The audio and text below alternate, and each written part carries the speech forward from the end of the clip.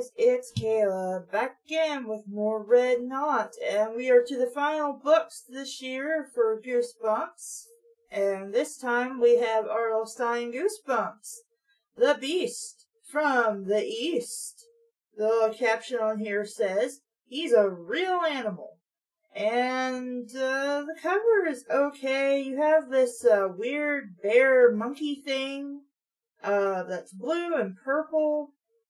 Looks funny, and then there's some like umbrella trees at the bottom, and I'm not like red mushrooms growing on trees. I'm not really sure what that's about.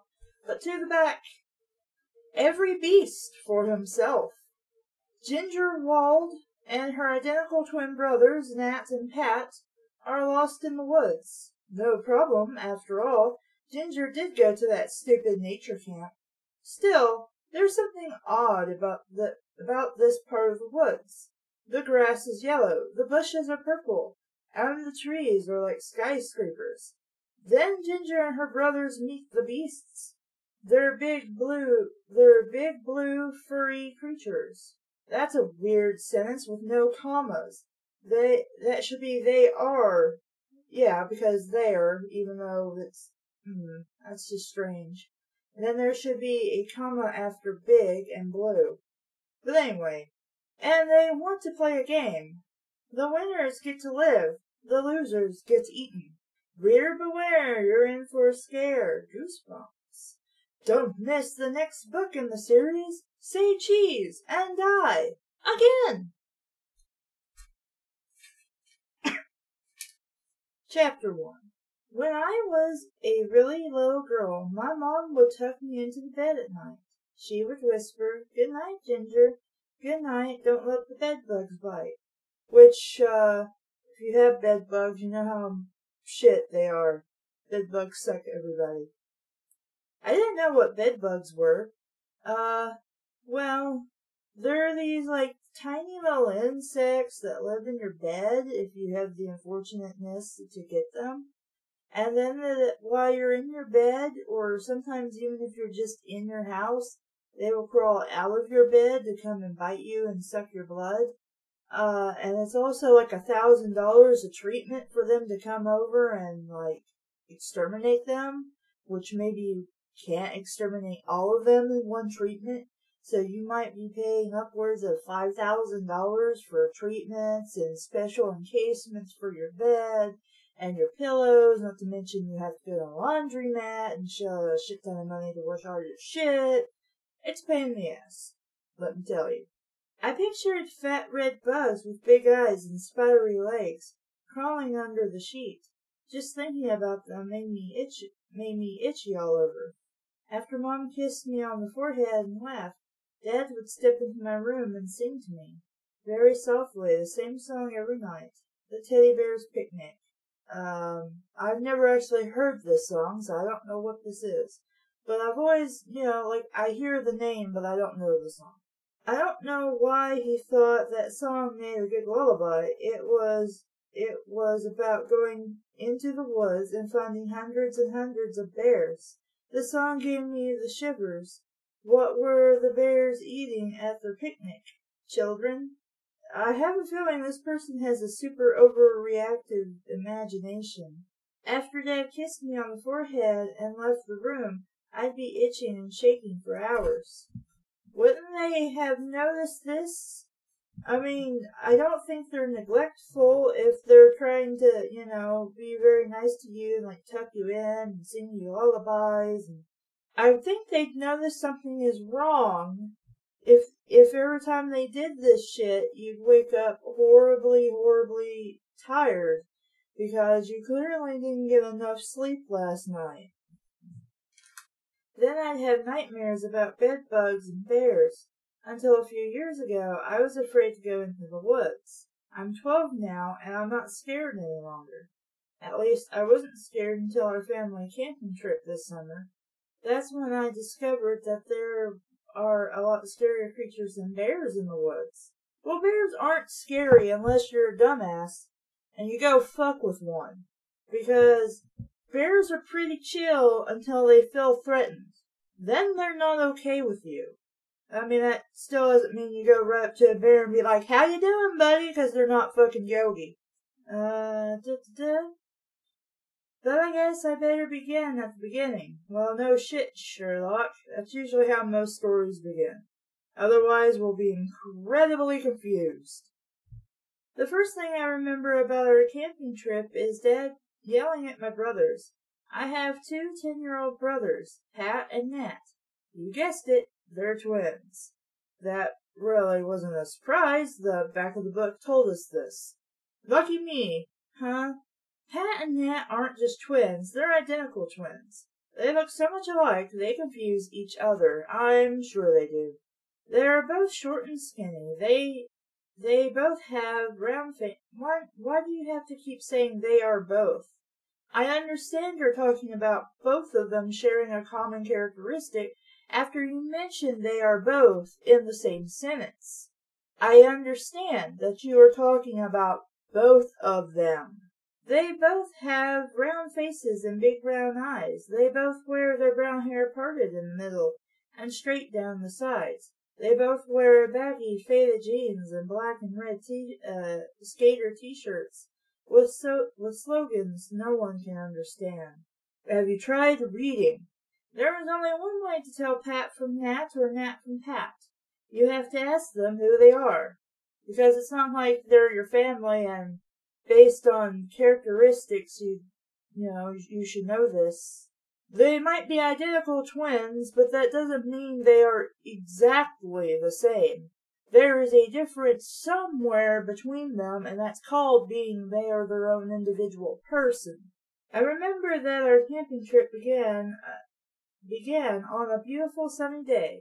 The air smelled piney and fresh. Twigs and dead leaves crackled under our shoes as we followed a twisting path through the woods. Dad led the way. He carried the tent over his shoulder, and he had a bulging backpack on his back. Mom followed him. She was also loaded down with stuff we needed. And the kids aren't carrying any of this in their own backpacks? Why? Dad led the way. Oh, wait, I read that. The path through the grassy clearing. The sun felt hot in my face. My backpack began to feel heavy. Oh, so you guys are carrying backpacks. Of stuff that you didn't need, I'm guessing? I wondered how much deeper into the woods Mom and Dad wanted to go. Pat and Nat followed behind us. Dad kept turning around to yell at them. We all had to yell at Pat and Nat, otherwise they never seemed to hear us. They only heard each other. Why was Dad yelling? Well, for one thing, Nat kept disappearing. Nat likes to climb trees. If he sees a good tree, he climbs it. I think he's part chimpanzee. I tell him that as often as I can. Then he scratches his chest and makes chip noises. He thinks he's really funny.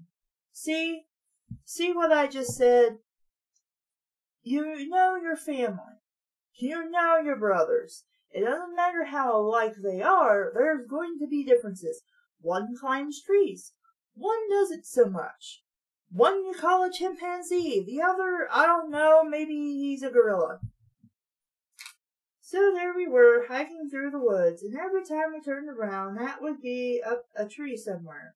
It was slowing us down, so Dad had to yell at him. Then Dad had to yell at Pat because of his Game Boy. I told you not to bring that thing, Dad shouted. Dad is big and broad, kind of like a bear, and he has a booming voice.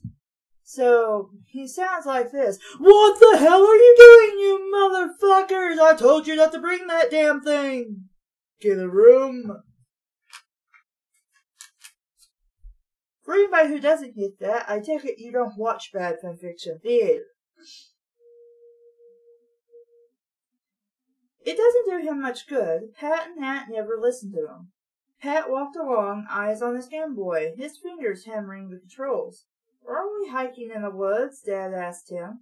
You could be home in your room doing that. Put it away, Pat, and check out the scenery. I can't, Dad, Pat protested. I can't quit now. I'm on level 6. I've never made it to level 6 before. There goes a chipmunk, Mom chimed in, pointing. Mom is the wildlife guide. She points out everything that moves. Pat didn't raise his eyes from his Game Boy. Where's Nat? Dad demanded, his eyes searching the clearing. Up here, Dad, Nat called. I shielded my eyes with one hand and saw him on a high branch of a tall oak tree. I thought you were in the woods. Why do you need to shield your eyes? Woods are pretty much, they have a canopy covered so that the sun comes down in patches, not like you're standing at the crosswalk waiting to cross the street in the middle of town. There's shade there. Why would you need to shield your eyes from the sun? Get down from there, Dad shouted. That branch won't hold you. Hey, I made it to level 7, Pat declared, fingering frantically. When you become an adult, the word fingering frantically has a total different meaning than what you think it means. Look, 2 bunny rabbits, Mom cried. See them in the tall grass? Well, gee, Mom, thanks for the description of exactly what kind of animal that was. I would have just thought they were bunnies. Or maybe rabbits. Not bunny rabbits, though. Yeah, so when I see a rabbit, I call it a bunny rabbit. I know it's stupid, but I do it. It's like all the cats in the world. They're baby kitties. Even if they're not babies, if they're not kittens, they're still babies. Okay? That's what happens when you love animals. Why you get weird phrases like baby piglet, too. Mom cried. See them in the tall grass? Let's keep walking, I groaned. It's too hot here. I wanted to get out of the clearing and back under the cool shade of the tree. Well, why didn't you say you were in a clearing? Saying you're in a clearing now after I just called you out on how stupid you sound by shading your eyes when you haven't told me you were in a sunny clearing isn't... whatever. Ginger is the only sensible one, Dad said, shaking his head. Ginger is a freak, Nat called, sliding down from the oak tree. Why would anybody say this? Maybe I'm just not around. I never had younger siblings. I just had an older brother. But I never called anyone a freak. Maybe I just had better manners. I don't know, but unless you were making fun of somebody for the purpose of hurting their feelings and making them feel like shit, which happened a lot at school, really. I've never actually known anyone around me as family who was my age to talk like this in all these books. So at least one person does. I don't get it. Do kids act like this? Do they talk like this? Because if they do, we need to seriously, try to re-educate them. Or would it be programming? I don't know. Can you program children? That's the main topic here today, folks. We made our way through the woods. I don't know how long we walked. It was so beautiful. So peaceful. I thought you were getting tired of walking. Whatever. Beams of sunlight poked through the high branches, making the ground sparkle. Okay, I'll say that's nice imagery to, explain what it's like walking through the woods and it's sunny. I found myself humming that song about the bears in the woods. Why? I thought you would be scared of that song. I don't know. I don't know what made it pop into my head. Dad hadn't sung it to me in years and years. We stopped for lunch by a clear, trickling stream. This would make a nice camping spot, Mom suggested. We can set up the tent on the grass here by the shore. Mom and Dad started to unpack the equipment and set up the tent, because they wouldn't have the kids, help do this so they could learn how. I helped them. Oh, okay. Pat and Nat threw stones into the stream. Then, to just be dicks, or were they trying to skip stones? Then they got into a wrestling match and tried to shove each other into the water. Take them into the woods, Dad instructed me. Try to lose them. Okay? He was joking, of course. He had no way of knowing that Pat, Nat, and I would soon be lost for real, with little hope of ever returning. Chapter 2. What do you want to do? Nat demanded. He had picked up a thin tree branch to use as a walking stick. Pat kept slapping at it. Why? Trying to make Nat stumble. Well, that's Dick. We had followed the stream for a while. I saw a million tiny silver minnows swimming near the surface. It's just minnows, but I've never actually seen the word spelt, so I accidentally read it with the W pronounced. Now we were making our path through the tangle of trees, low shrubs, and rocks. Hide and seek, Pat decided. He slapped Nat. You're it. Nat slapped him back. You're it. You're it. You're it. You're it. The slaps kept getting harder. I'll be it, I cried. Anything to keep them from murdering each other. Hurry, go hide, but don't go too far. I leaned against a tree, shut my eyes, and started to count from 100. I could hear them scampering into the trees. After 30, I counted by tens. I didn't want to give them too big a head start. Ready or not, here I come, I called. I found Pat after only a few minutes. He had crouched behind a large white mound of sand. He thought he was hidden, but I spotted his brown hair poking up over the top of the sand. I tagged him easily. Nat was harder to find. He had climbed a tree, of course. He was way up at the top, completely hidden by thick clumps of green leaves. I never would have found him if he hadn't spit on me. Ew! That's rude. Wow, that guy's a dick! Wow! Okay, we're not playing tag anymore. I'm climbing the tree, grabbing you and beating you into a pulp. And when Dad asks why, he's going to beat you into a pulp after I tell him you spit on me. And then Mom's going to have your ass, beating you into a fucking pulp. And then you are so grounded. You are grounded, sir. Like, forever. Like, once you hit 18, you don't become ungrounded. You stay grounded for that.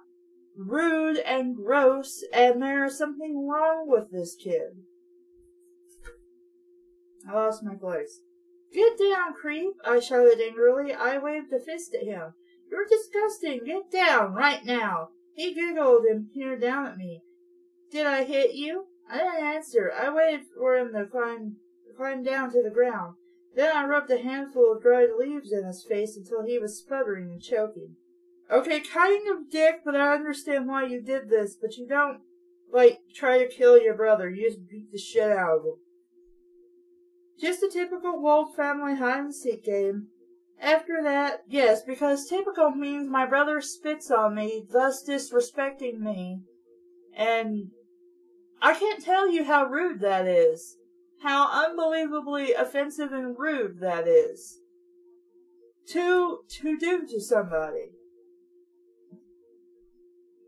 And that's just typical. You know, you normally do that shit, right? That's what everybody does. They spit on people. Just because. After that, we chased a squirrel through the woods. Why? Why would you do that? The poor thing kept glancing back at us, as if he didn't believe we were chasing after him. Or he's checking to see if you've given up chase, because he's scared for his little squirrel life. Also, why wouldn't he just climb up a tree and hop away through branches? Why would he just... Are you all climbing trees and doing that? I don't understand. He finally got tired of the race and scurried up the tall pine tree, which he would have done to start with. I glanced around. The trees in this part of the woods grew close together. Their leaves blocked most of the sunlight, and the air felt cooler here. In their shade, it was nearly as dark as evening. Let's go back, I suggested. Mom and Dad might be getting worried. The boys didn't agree. Which way? Ned asked. Wait, they didn't agree to go back, or that Mom and Dad would be worried? Or both? Yeah. I glanced around, making a complete circle with my eyes. That way, I pointed. I was guessing. But I felt 99% sure. See, Even though you didn't have these back in the 90s, this is what cell phones are for. Assuming while you're stuck up in the mountains, you could still get a signal. Or walkie-talkies. Walkie-talkies would probably work. Maybe. I don't know. I've never been camping. So, anybody who remembers that time period who has been camping, what were you supposed to do if you got lost in the woods and wasn't sure where you were? Are you sure? Pat asked. His eyes. He eyed me suspiciously. I could see he was a little worried. Pat doesn't like the outdoors as much as Nat and me. Sure, I'm sure, I told him. What does not liking the outdoors have to do with anything? I don't really go outside all that much, but, I like it sometimes. Until I get mosquito bit, and then I have to start scratching my feet. And I get pissed and go in, and I spend the rest of the night uncomfortably rubbing at my feet because they are so itchy. I led the way. They followed close behind. They had both picked up walking sticks, because this is going to be relevant, I guess. After we had walked a few minutes, they started fighting a duel with them. Why not just say they started dueling with them? Yeah. I ignored them. I had my own worries. Because your own worries aren't the same worries as your brother's. We're in the woods and we're fucking lost. We should all be very concerned. Because what are we going to eat? Where are we going to get fresh water? What are we going to do about trying to get back with Mom and Dad, who probably know more about where we are than we do, and, like a map or something. Whatever. I wasn't sure we were walking in the right direction. In fact, I felt totally turned around. Hey, there's the stream, I cried happily. I immediately felt better. We weren't lost. I had picked the right direction. You are lost, whether you found the stream or not, because do you still know which way to start walking on the stream? Left or right? Now all we had to do was follow the stream back to a clearing where we had set up camp. I began to hum again. The boys tossed their sticks into the stream because they're dicks. We began to jog along the grassy shore. Whoa, I cried out when my left boot started to sink. I nearly fell into a deep mud patch. I pulled my hiking boot up, soaking in wet brown mud up over the ankle. Pat and Nat thought that was right. They laughed and slapped each other high fives. I growled at them, but I didn't waste any words. They're both hopeless, so totally immature.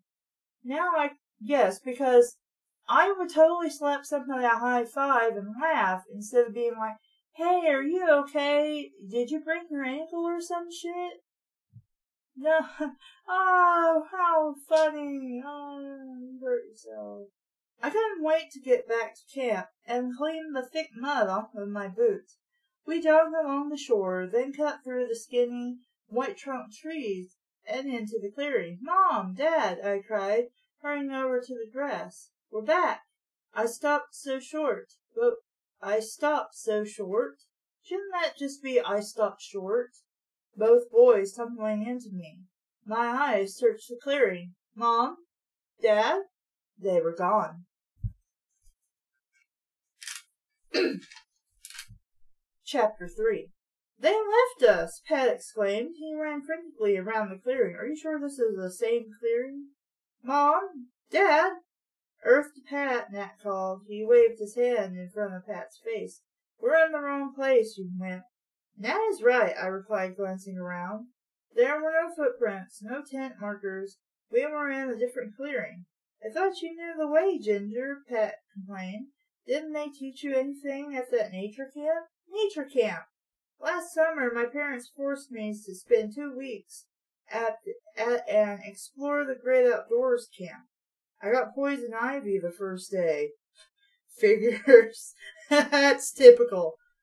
After that, I didn't listen to anything the counselor said. Knowing your parents would want to take you camping, that they like to camp, shouldn't you know this? Being their daughter, I would imagine you'd know this. Whatever. Now I wished I had. Well, no shit, Sherlock. We should have left markers on the trees, I said, to find our way back. Now you think of it, Nat groaned, rolling his eyes. He picked up a long crooked stick and waved it in my face. Give me that, I ordered. Why, is he gonna beat you to death because you got lost? Nat handed me the stick. Yellow sap oozed onto my palm. It smelled sour. Gross, I shouted. I tossed the stick away. I rubbed my hands on my jeans, but the yellow stain wouldn't come off my palm. That's weird, I thought. I wondered what the stuff was. I definitely didn't like it on my skin. Let's follow the stream, I suggested. Mom and Dad can't be too far. I tried to sound calm, but I was totally twisted around. In fact, I had no idea where we were. We headed out of the clearing and back to the shore. The sun fell lower in the sky. It prickled the back of my neck. How? Are you, in the sun getting sunburned? I'm not sure. Pat and Nat tossed pebbles into the water. Instead of rocks now, it's pebbles. And are they skipping stones, or what are they doing? Why are they doing that? After a few minutes, they tossed them at each other, because that's what you do. You throw rocks at your friends and your family. I ignored them. At least they weren't throwing anything at me. As we walked along, the air became cooler. The path grew narrower. What path? I thought you were walking along a stream. The water turned dark and murky, silvery blue. Fish snapped at the air. The skinny branches of the tall trees reached down toward us. A feeling of dread swept over me. Nat and Pat grew quiet. They actually stopped picking on each other. Well, if they grew quiet, I assume that's what that means. I don't need to be told that. I don't remember any of these bushes near our campsite, Pat said nervously. He pointed to a short, squat plant. Its strange blue leaves looked like open umbrellas stacked one on top of the other. Are you sure we're going the right way? By now I was sure we weren't headed in the right direction. I didn't remember those strange bushes either. Then we heard a noise on the other side of the shrubs. Maybe that's Mom and Dad, Pat exclaimed. How would you know this? How could you even guess this? I would think it's some kind of animal and we should be careful. We pushed our way through the plants and ran into another deserted clearing. I glanced around. This grassy field was enormous, large enough for 100 tents. My heart hammered against my chest.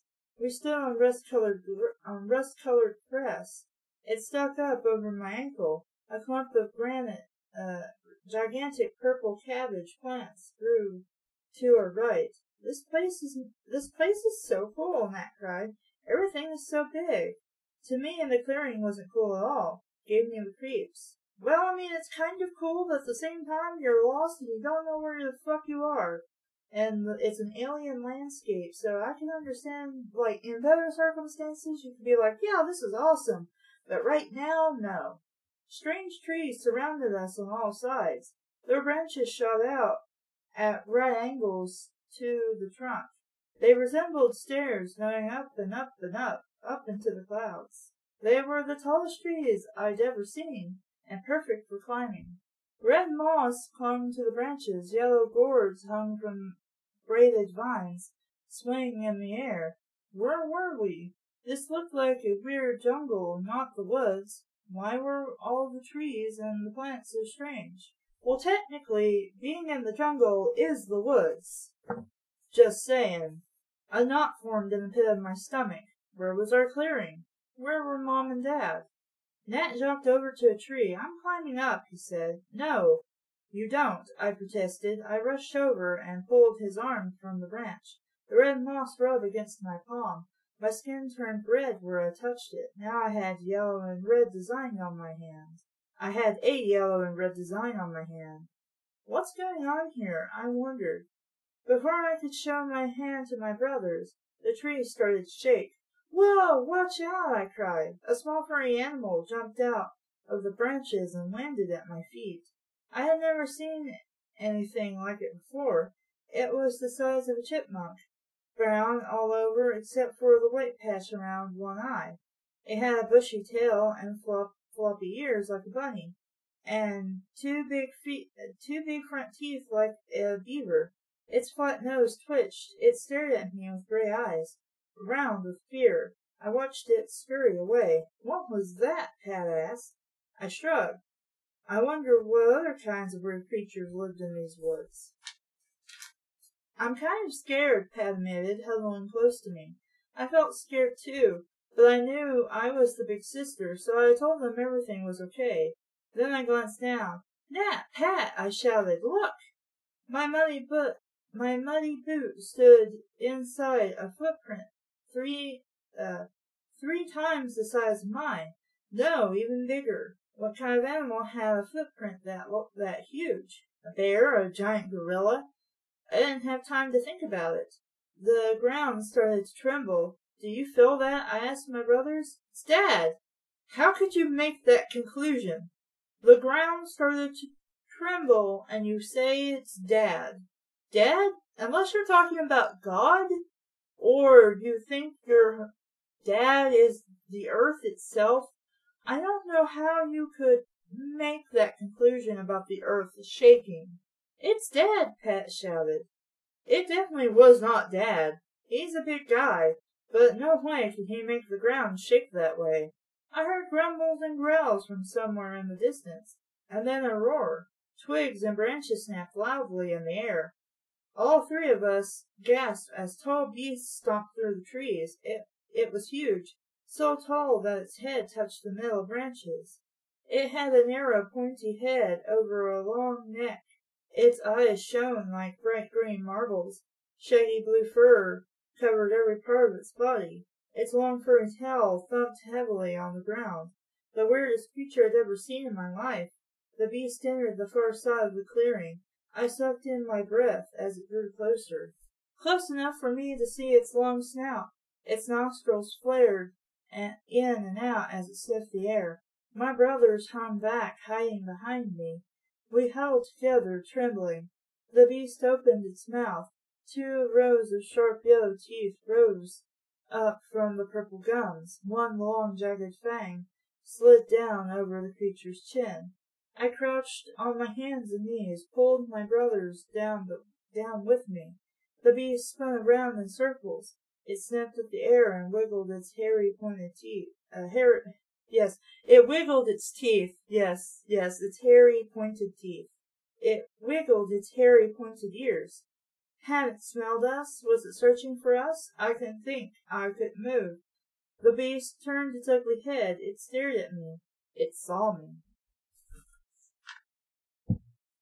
Well, I will say on the cover, though, that the ears are not pointed on the figure and on the cover. They're very rounded. It's okay. Just some issues with describing things.